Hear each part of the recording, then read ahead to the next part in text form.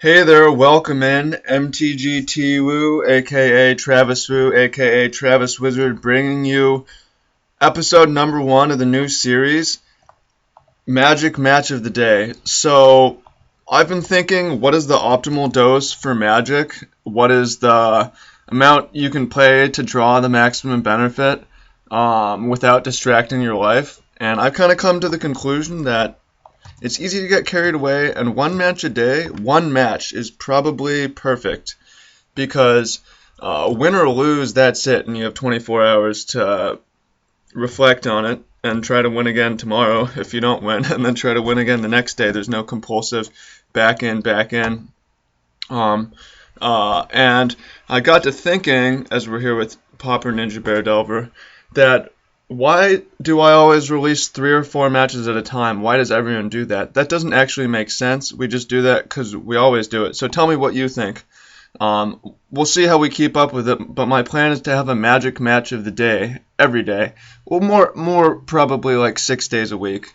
Giving you the optimal dose of magic. You can get your optimal dose just by watching me.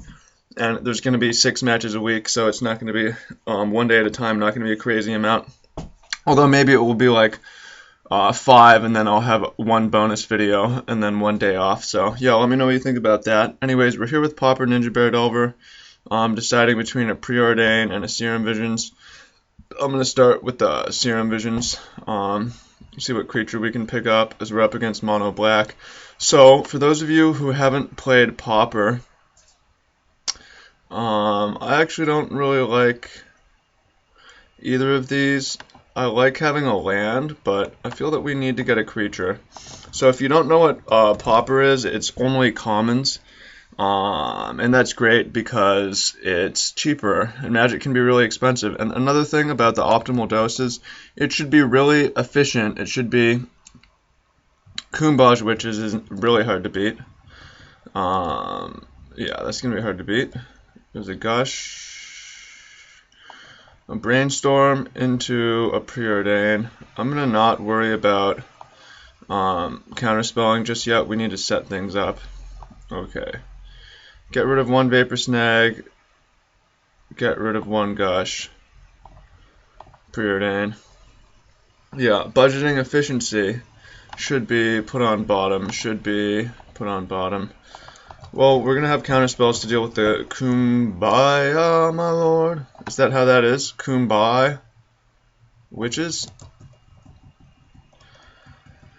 Anyways, it should be budget efficient, so that's what Pauper is all about. Phyrexian Rager. So not only am I playing Pauper, but I'm playing a semi-budget version of Pauper. By the way, we'll get into... I intend to get more heavily into budgeting, what that means exactly, because budget is really super contextual. It's not the same for everyone. For instance, I happen to own Serum Visions, which can be like $10 or something like that. So it's cheaper for me to play with Serum Visions. But if you own Preordain, you should buy it. So we get to thinking a lot of the time that budget, you just take the cost of the deck, and whatever's the lowest is the most budget. But it's actually much more complicated than that, right? It depends heavily on the individual. So we could Vapor Snag that. I feel like now's not the right time to do that. I'm going to get Ninja down. So, yeah, more budgets. Not just budget Magic, but discussion of budget. Budget also means just a mathematical allocation of funds. Like, okay, that's fine. Now our Stitched Drake is online. Like, a major company can have a $10 million marketing budget, right? $10 million budget, right? That's a real thing. Stitched Drake. And then we need to get Gush down so that we have Counterspell to protect it. Pick up 2 lands. and play an island. Although the truth is, even a match a day is probably going to be too much for some of you. If it's like a 30-40 minute match, you know. Well, I mean, I'd say that's a good amount. I would say it's a good amount. Alright, gonna counter that, and then hopefully our Stitched Drake survives. If it doesn't, we are just gonna lose. Okay. Take a beating here. Yeah, a lot of one match of the day, which I'm excited about. If we continue with this, is it's very much about self-control, right? So yeah, it's very much about self-control.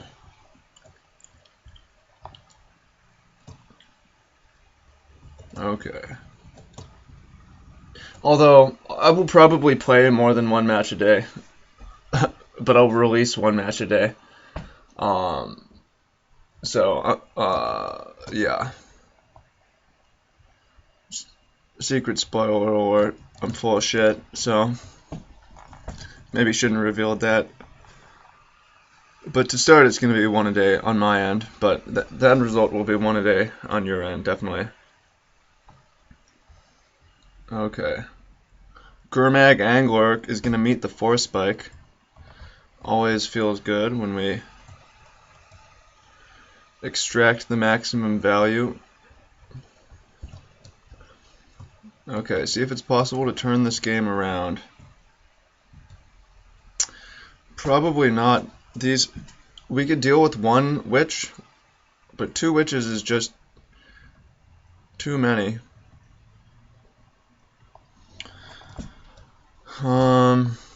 Well, it makes sense to Vapor Snag one of them anyways. Or does it? Maybe it makes sense. How can we win this game? Here's what I'm thinking.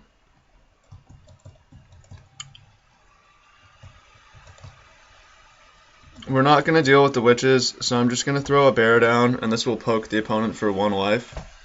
And then we're going to Vapor Snag the Phyrexian Rager and try to win in the air. What's the target? Chooses us. Okay, well, I mean, that makes sense. Our life is really low. We need to get it going ASAP. Target's Phantasmal Bear. I could have targeted the Rager itself with both of them, or with the first one, and that maybe would have prevented the opponent from using the second one. But the plan is to Vapor Snag that Phyrexian Rager anyways, so that the opponent is limited on life and time. I mean, it may be possible to counterspell that. It may be possible to turn things in the air. If the opponent has like anything else though, that's interesting. I guess I should have held up Force Spike potentially. If we lose this Stitch Drake, we're just on to game 2. Maybe a Disfigure. Echoing Decay. Disfigure. Alright, well Force Spike wouldn't have saved us. Here we really need to draw another threat. And we didn't. I'm going to concede. Tough game. Kumbaj Witch is like one of the best cards against us in the whole format. And facing 2 of them, I'm happy to have just come this close. Alright, so for sideboarding, we want to be better against Kumbaj Witches, which basically means play fewer things that just die to it. So we have Spire Golems, Stitch Drake, try to come through in the air, maybe more counter spells, Serrated Arrows. Only 14 creatures with this build, which is probably not enough. We may need some bears or some fairies. I think I'm going to go with the fairies. We can cycle them if the opponent has witches, and they get our ninjas in, which is important. I'm going to cut the serrated arrows, and I like to play 61 after sideboard just because, for no strategic advantage other than, yeah, for no strategic advantage. Okay, this is a good hand. Unless the opponent has Disfigure, we've got a good chance of connecting with Ninja, forcing a game 3. And that's the thing about the match of the day. We'll see how I choose to do it, if I cherry pick or don't cherry pick Disfigure. But I like the idea of just running 1. Win or lose, this is the match. Win or get absolutely demolished, right? Ship the turn. You don't need to win to learn is important. In fact, opponent doesn't have a land, which is good. In fact, in my experience, you learn way more by losing than by winning. So, it's not super important to win. If the goal is just merely to learn things.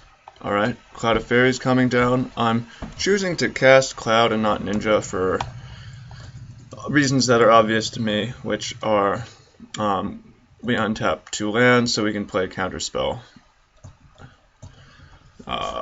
Yeah. Duh. Anyways, we've got a pretty good lead here. Looks like the opponent is still missing lands.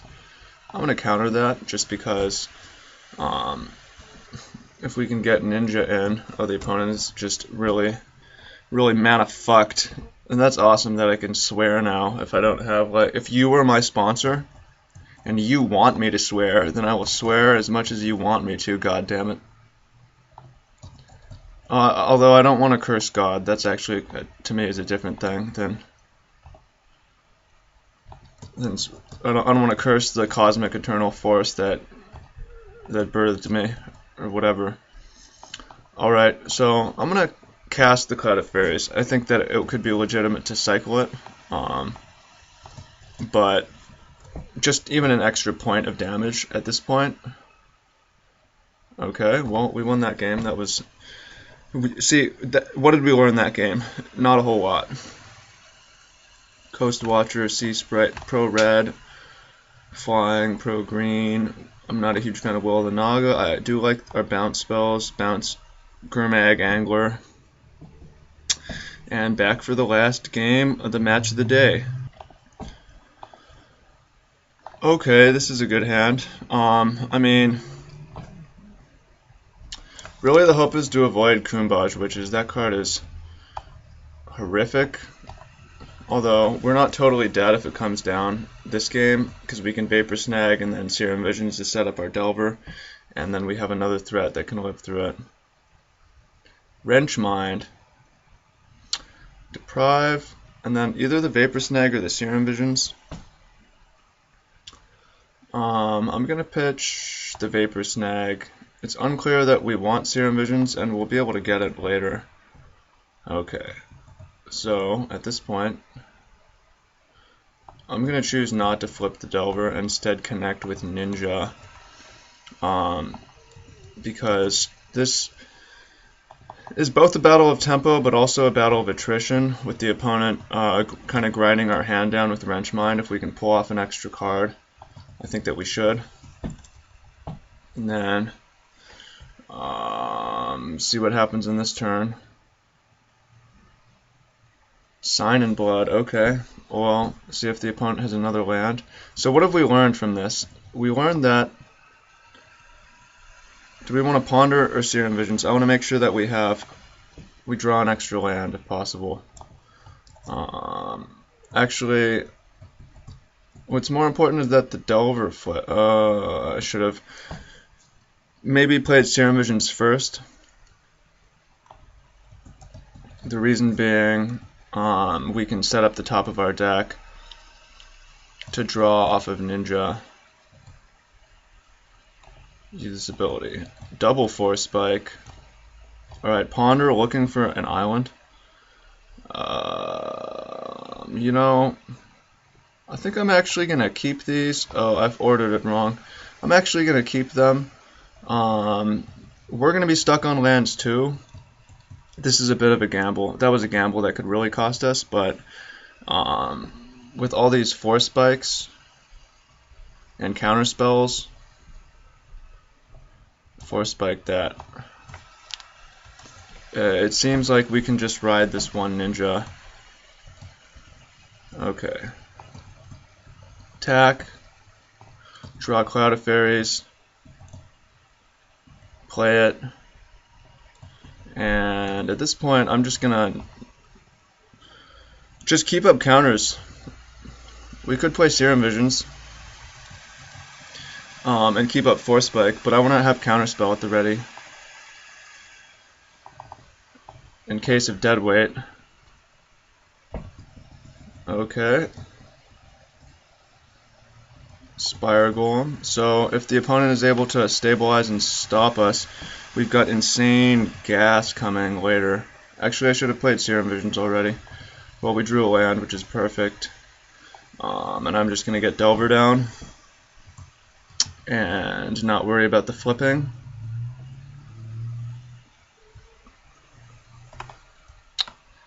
And that is it. So here's my Pauper Delver list from the match of the day. Good first start. Since we won, we're going to move on to a new deck. I think that it's always good to finish on a victory. So if we had lost that, I would come back and play the same deck tomorrow. But I'm going to pick a new deck tomorrow, and I want to know what you think that deck should be in the comments. I want to give you some input and some voice.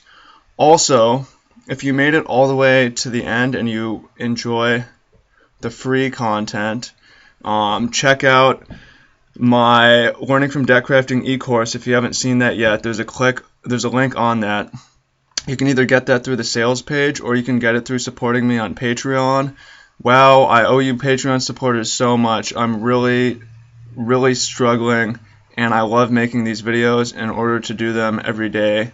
We need your support, so much love and I appreciate it. And otherwise, if you just tune back in tomorrow, I will see you then, bringing you a match of the day, optimal dose of Magic the Gathering. See you tomorrow.